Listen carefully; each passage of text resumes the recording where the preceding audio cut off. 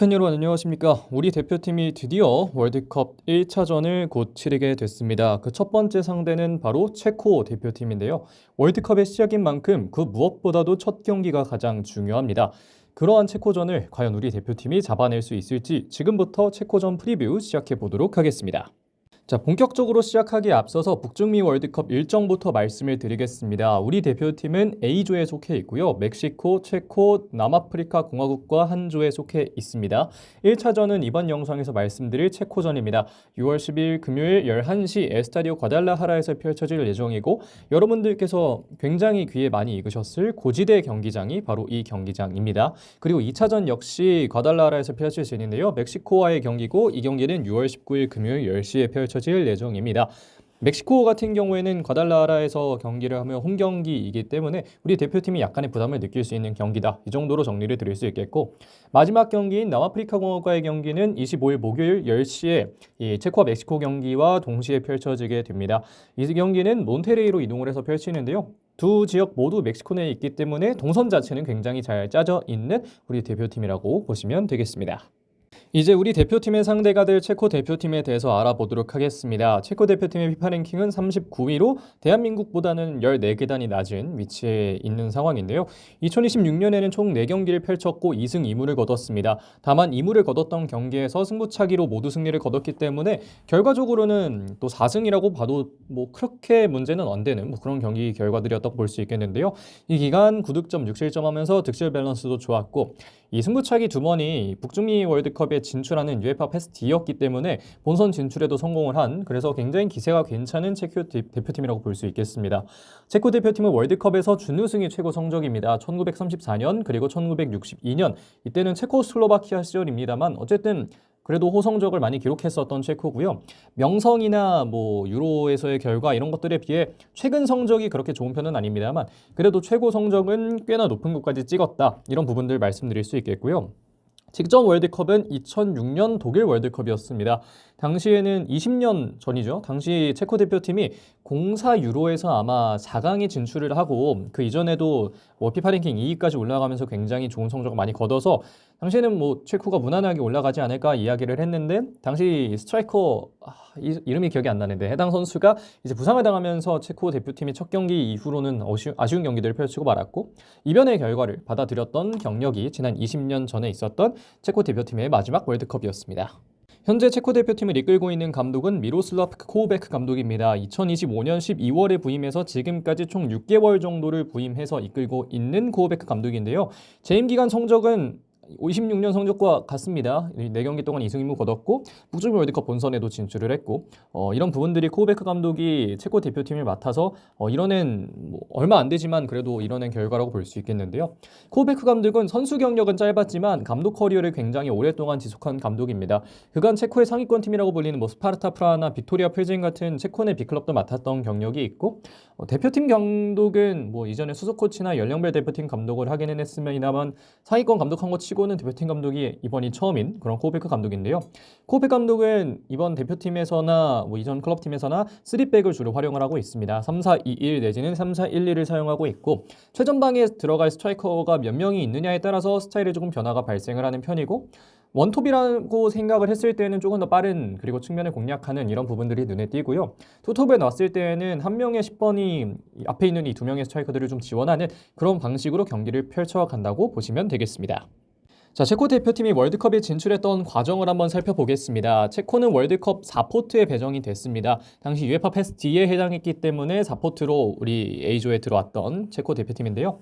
1단계는 유럽 예선이었습니다. 유럽 예선 진출 54개국 중 2포트에 배치가 됐고 그러면서 L조에 들어가게 됐는데 크로아티아에 이어서 조별리그 2위를 하면서 유럽 플레이오프에 진출을 하게 됐고요.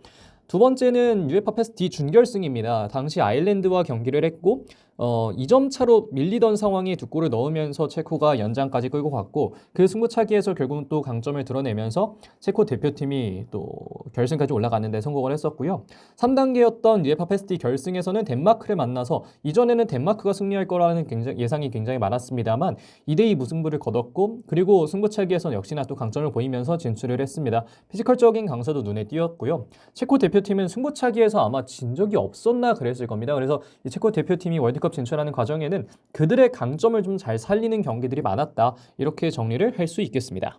자, 그렇다면 체코 대표팀은 우리 대표팀과 어떤 전적을 가지고 있을까요? 우리 대표팀은 체코 대표팀과 5경기를 펼쳤고 1승 2무 2패를 거뒀는데요.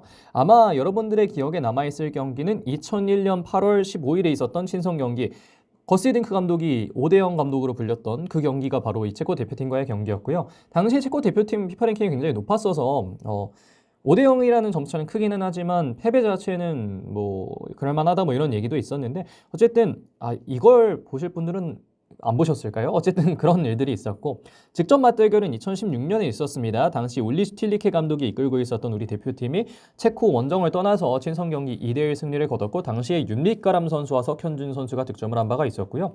당시 대표팀의 멤버 중 현 대표팀에 소속되어 있는 선수는 92년생 손흥민 선수와 이재성 선수입니다. 당시에는 대표팀 막내 라인을 구성하고 있었는데 10년이 지난 지금은 대표팀의 주축이자 형이 되어 있는 그런 상황인데요.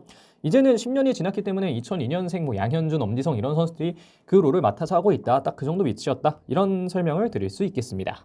이제 본격적으로 체코 대표팀의 전력을 한번 확인해 볼 텐데요. 먼저 지켜볼 만한 선수를 보겠습니다. 첫 번째 골키퍼는 마테이 코바르 골키퍼입니다. 좋은 반사신경 그리고 PK 선방의 강점을 가지고 있고 이 선수가 신장도 굉장히 크기 때문에 이 선수를 뚫어내는 데 조금 어려움이 있을 수 있겠다 이런 생각이 드는데요. 다만 클럽팀에서나 아니면 대표팀에서나 선방을 하기는 하는데 그것이 불안한 자세에서 나오는 경우가 있다 보니까 거기서부터의 세컨볼을 우리 팀이 따내는 데에도 조금 노력을 해야 되지 않을까 이런 생각이 들고요. 수비진에서는 라디슬라프 크레이치 선수를 볼 수 있겠습니다. 황희찬 선수의 팀 동료였고 울버햄튼이나 울버햄튼에서도 백스리 왼쪽 스토퍼를 맡았고 체코 대표팀에서도 왼쪽 스토퍼를 맡고 있는데요. 체코 대표팀에서는 주장 역할도 동시에 겸하고 있는 게 이 크레이치 선수입니다. 컴플리트 센터백이라고 불리는 선수고 왼발 활용 능력이 특히나 좋은 편인데 종종 이 패스가 엇나가거나 태클이 엇나가거나 이런 경우가 있기 때문에 오른쪽에서 조금 이강인 선수가 이런 부분들을 뚫어낸다면 좋지 않을까 이런 생각이 들고요. 미드필더에서는 파벨 슐츠 선수를 들 수 있습니다. 지금 사진에 보이는 선수인데요. 빠르고 기술적으로 뛰어난 이선 고정 자원입니다. 3-4-1-2를 쓰던 3-4-2-1을 쓰던 이 10번 위치에서는 파벨 슐츠 선수가 늘 뛰고 있는데요. 올 시즌 이 풀젠을 떠나서 리옹으로 이적을 했는데 이적하자마자 14골과 7개의 도움으로 포인트 생산력도 증명을 한 만큼 파벨 슐츠 선수의 폼을 어떻게 제어하느냐가 굉장히 중요하겠고요. 공격진에서는 파트릭 시크 선수를 볼 수 있겠습니다. 레버쿠젠의 공격수고 올 시즌 20골 이상 기록한 전형적인 포처 유형의 스트라이커인데 포스트플레이나 왼발 득점 능력이 굉장히 뛰어난 공격수이기 때문에 우리 센터백들이 이 선수를 막는 데에도 조금 더 조력을 해야 되지 않을까 이런 말씀을 드려보고 싶습니다. 자, 이제 이어서 매치 포인트 확인해 보도록 하겠습니다. 첫 번째는 비슷한 3백 구조라는 점입니다. 우리 대표팀도 체코 대표팀도 크게 보면 3-4-3 유형을 사용하고 있습니다. 그래서 포지셔닝의 측면에서는 비슷한 부분이 많을 거라는 생각이 들고 특히나 3-4-2-1을 사용할 경우에는 더더욱 우리 대표팀과 비슷하게 맞아 들어갈 거라는 생각이 드는데요. 이것을 결정할 때 중요한 건 등번호 17번에 달고 있는 프로보드 선수의 위치가 굉장히 중요합니다. 이 선수는 수책의 파트너로 3선에 배치되거나 2선에 출전을 해서 파벨 슐츠 선수와 조합을 맞출 수도 있는 선수인데요. 피지컬도 굉장히 좋고 이 선수가 다양한 능력 가지고 있는 베테랑인 만큼 이 선수의 위치를 잘 잡는 게 굉장히 중요할 텐데 만약 프로보드 선수가 수책의 파트너로 배치가 된다면 조금 더 공격적인 라인업이 구성이 되고 그렇게 될 경우 3-4-1-2로 나올 가능성도 있기 때문에 이것을 토대로 이 프로보드 선수의 위치를 토대로 우리 대표팀이 체코가 어떻게 나설지를 조금 예상할 수 있다 이런 이야기를 드리고 싶고 투톱이냐 원톱이냐가 이어서 좀 중요하겠습니다. 시크를 비롯해서 흘루제크나 초리처럼 굉장히 다양한 유형의 스트라이커를 보유하고 있는 체코 대표팀인데 슐츠의 위치가 중앙으로 쏠리느냐 아니면 왼쪽에 위치를 하느냐 이런 부분들에서 변동이 발생할 수 있기 때문에 더더욱 더 투톱과 원톱의 구조가 중요하기도 합니다. 거기에 더해서 3-4-2-1로 간다면 체코 대표팀 또한 이선을 중앙지향적으로 움직이도록 합니다. 프로보드 선수가 이선에 배치됐을 때 특히 그러한데요. 슐츠가 왼쪽 그리고 프로보드 선수가 오른쪽에서 이선을 구성하면서 경기를 펼칠 경우에는 이 팀들도 이제 윙백이 많이 올라오는 구조이기 때문에 우리와 비슷한 형태의 움직임도 보여줄 수 있다. 이런 전술적인 포인트 한번 찢어볼 수 있겠습니다. 자, 두 번째 매치 포인트는 피지컬적 격차입니다. 우리 대표팀과 체코 대표팀의 필드 플레이어 신장 차이는 약 3.7cm 정도 차이가 납니다. 평균 신장 차이고요. 체코 대표팀이 일단 워낙 큰 선수들도 많다 보니까 세트피스 공격에는 확실히 강한 모습을 보여주고 있습니다. 피지컬 좋은 선수들에게 관심을 모두 받게 해서 이 선수들이 마무리할 수도 있지만 파벨 슐츠처럼 뒤에서 기다리고 있던 선수에게 공을 내줘서 정확한 킥을 통해서 득점을 만들어내는 경우도 있고요. 그런 다양한 방식으로 세트피스를 전개하기 때문에 이 부분을 잘 대비하는 게 굉장히 중요하겠고, 다만 체코 대표팀이 세트피스 실점도 일부 있습니다. 지난 패스디 결승전이었던 덴마크전에서 세트피스 상황에서 실점을 이렇게 좀 기록한 바가 있었기 때문에 이 부분들을 뚫기 위한 방법을 계속해서 찾으려고 하는 게 굉장히 중요하겠고요. 피지컬적 격차가 크다면 스피드는 자연스럽게 필연적으로 조금 느려질 수밖에 없기 때문에, 물론 피지컬이 좋고 속도도 빠른 선수가 있지만 작은데 빠른 선수가 훨씬 더 많고 그런 부분들이 있기 때문에 우리는 더 빠른 움직임으로 이 피지컬적인 차이를 메워야 합니다. 3.7cm의 차이를 움직임이 빠른 선수들이 많은 우리 대표팀이기 때문에 이 부분을 좀 잘 활용해서 체코를 압도하는 게 굉장히 중요하겠다, 이런 얘기를 드리고 싶고요. 피지컬적 격차가 있고 대비를 해야 되지만 우리가 대비해서 뚫지 못할 정도는 아니다, 이런 부분들로 정리를 드릴 수 있겠습니다. 자, 세 번째 매치 포인트인데요. 체코의 고지대 적응 문제입니다.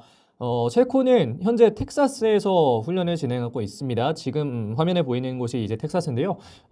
아무래도 이 월드컵 진출 확정이 좀 늦었다 보니까 베이스 캠프를 피파가 정해준 곳에서 할 수밖에 없었습니다. 그래서 텍사스에 있다가 멕시코에 입국은 경기를 얼마 남겨두지 않고 진행될 예정인데, 그러면서 고지대 적응 여부에 체코는 의문을 조금 남을 수 있는 그런 상황입니다. 다만 조직력 자체에는 큰 문제가 없을 거라는 생각이 드는데요. 체코 리그에서 뛰는 선수들, 특히나 스파르타 프라하나 빅토리아 필젠에서 뛰는 선수들이 굉장히 많은 체코 대표팀인데 26명 중에 17명이나 이 리그에서 뛰고 있으니까 스타일은 서로 잘 알 거고, 그리고 코우베크 감독의 지도한 시간을 생각하면 뭐 그렇게 많이 맞춘다고 해서 많이 드라마틱하게 달라지는 않을 것이다, 이런 얘기도 드리고 싶은데요. 이것을 어떻게 우리가 좀 잘 활용할 것인가 라고 한다면 후반전에 몰아치는 방법을 조금 생각하면 어떨까 싶습니다. 전반전에는 체코 또한 힘이 남아있을 가능성이 높고, 그렇기 때문에 우리 대표팀이 후반전을 잘 공략한다면 빠른 선수들을 보유하고 있다는 장점, 특히나 현재 스코틀랜드 리그에서 굉장히 좋은 폼으로 상대를 많이 뚫어냈던 양현준 선수나 아니면 뭐 엄지성 선수나 이런 선수들을 활용해서 경기를 하는 장점이 여기서도 드러날 수 있을 것으로 보이고, 계속해서 볼을 좀 소유하면서 경기를 푸는 것도 중요하겠습니다. U자 빌드업이라고 불릴 수도 있지만 어떻게 보면 스윙 작업이라도 불릴 수 있는 그 작업들을 통해서 상대를 계속해서 뛰도록 만드는 게 굉장히 중요하겠고요. 볼 소유 구조를 어떻게 잡을지, 빌드업 구성을 어떻게 할지, 이런 부분들에 홍명보 감독은 초점을 잘 맞춰야겠다, 이런 얘기도 한번 드려보고 싶습니다. 자, 여기까지 우리 대표팀의 체코전 프리뷰를 간단하게 진행해 봤습니다. 어떤 부분들을 우리가 좀 주목을 하면 좋을지, 어떤 부분에서 대비를 하고 경기를 펼치면 좋을지, 이런 부분들 함께 이야기를 나눠봤는데요.